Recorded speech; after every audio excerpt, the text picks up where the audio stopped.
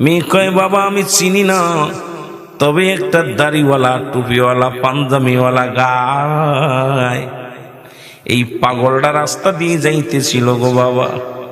আমি যখন দেবতারে দুধ পান করানোর জন্য চেষ্টা করেছিলাম, ব্যর্থ হয়েছিলাম, তখন ওই পাগলটা এসে বলল, ওই পাগলটা আল্লাহর পাগল, এসে বলে দেবতারে দুধ পান কর। মেয়েটা অনেক কষ্ট করে কানে ধরে, তখন সব দেবতা পান করেছিল দুধ গো বাবা।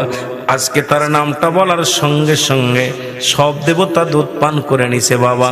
কয় মারে কোন দিকে গেছে? কয় এদিকে গেছে।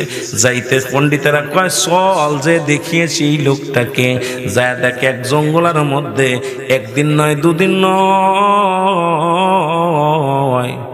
ওরে খাজা মাইনুদ্দিন চিশতি কত কষ্ট সাধনা করছে জঙ্গলায়, পেটটি ভরে কোনোদিন খায় নাই, কোনোদিন ঘুমায় নাই।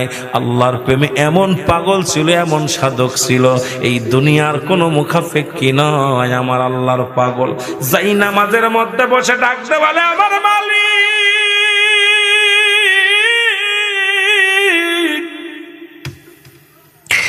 আমি মাইনুদ্দিন অপরাধী, আমি মাইনুদ্দিন রে তুমি দুনিয়ার মধ্যে পাঠাইলা গো, ঠিক মতো তোমার গোলামি করতে পারি না, দাসত্ব করতে পারি না, তুমি আমারে ক্ষমা করে দাও গো আমার আল্লাহ। হিন্দুরা যায় দেখে খাজা মাইনুদ্দিন দরজার পাশে দাঁড়ায় আছে গভীর জঙ্গলের মধ্যে।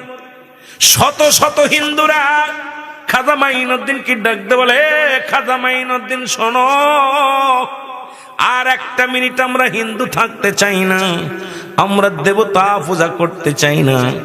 যার ভয়ে মাটির দেবতা কথা বলে, যার ভয়ে মাটির দেবতা দুধ পান করে, তুমি আমাদের তওবা করায় দাও, আমরা আজ থেকে মুসলমান হয়ে যাব। খাজা মাইনুদ্দিনের কাছে শত শত হিন্দু পণ্ডিতেরা কালেমা পড়ে মুসলমান হয়ে গেছে। লা ইলাহা